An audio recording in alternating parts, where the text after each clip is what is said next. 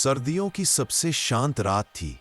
शहर की छतों पर बर्फ जमी हुई थी और हर तरफ क्रिसमस की रोशनियां टिमटिमा रही थी। इसी शहर के कोने में एक छोटा सा अनाथालय था, जहां 11 साल की मीरा चुपचाप खिड़की से बाहर देख रही थी। दूसरे बच्चे हंस रहे थे, खेल रहे थे, लाइट्स लगा रहे थे और गिफ्ट्स के बारे में उत्साहित थे, लेकिन मीरा की आंखों में एक अलग ही खामोशी थी। क्रिसमस उसके लिए हमेशा से थोड़ा भारी रहा था, क्योंकि उसके पास कोई अपना नहीं था, कोई जो उसके नाम से एक छोटा सा तोहफा भी लाता।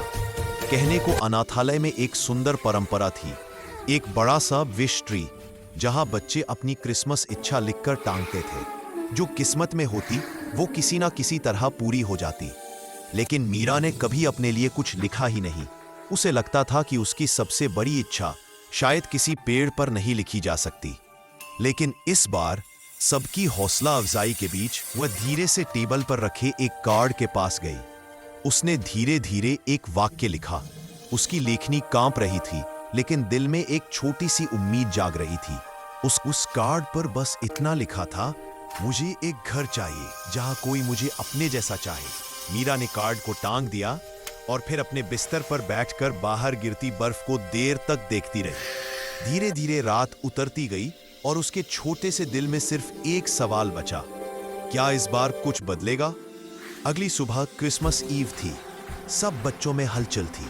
उसी समय अनाथालय में एक अनोखा मेहमान आया, एक दयालु सा कारपेंटर, धीमी मुस्कान वाला, जिसकी आंखों में जैसे कोई कहानी छिपी हुई थी।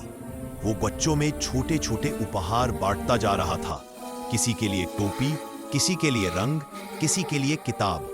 लेकिन मीरा दूर से खामोशी में सब देखती रही। उसे किसी गिफ्ट की चाह नहीं थी, उसे चाह थी अपनापन की, वो जो उसके जीवन में हमेशा से गायब था। कारपेंटर ने उसे देखा और धीरे से उसके पास आया।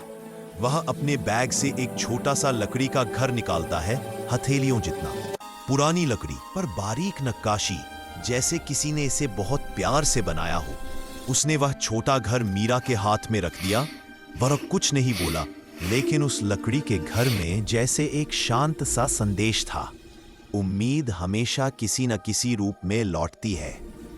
मीरा ने उस लकड़ी के घर को अपने सीने से कसकर लगा लिया।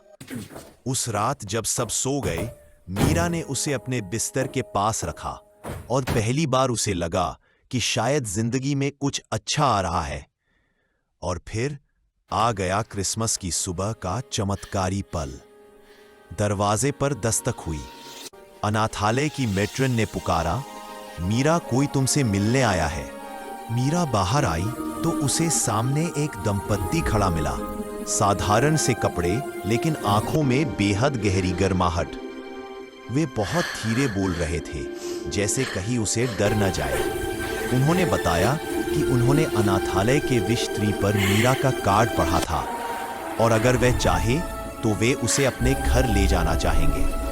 मीरा के हाथ कांप गए। उसने लकड़ी का घर कसकर पकड़ा, मानो वही उसका साहस हो। दंपत्ति ने कहा कि वे उसे अपनाना चाहते हैं, उसे एक परिवार देना चाहते हैं, उसे प्यार देना चाहते हैं, वैसा ही जैसा किसी भी बच्चे को मिलना चाहिए। मीरा की आंखों से आंसू बह निकले। उसने बस सिर हिलाया और एक छोटी सी मुस्कान के साथ उनके पास जाकर खड़ी हो गई। उसे पहली बार लगा कि उसके कार्ड ने सिर्फ एक इच्छा नहीं लिखी थी, उसने उसके जीवन का रास्ता बदल दिया था। जब वो अनाथालय के गेट से बाहर जा रही थी, मीरा आखिरी बार विश ट्री की तरफ मुड़ी और हल्के से फुसफुसाई, थैंक यू मेरे लिए सुनने के लिए।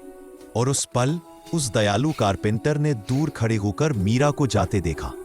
वो बस मुस्कुरा दिया, क्योंकि उसे पता था कि क्रिसमस का जादू कभी किसी को निराश नहीं करता, कभी नहीं। Moral of the story, Christmas का असली जादू तोहफों में नहीं होता, बल्कि उन इच्छाओं में होता है जो दिन से निकली हो, और उन लोगों में जो किसी की खोई हुई उम्मीद बनकर उन तक पहुंचे।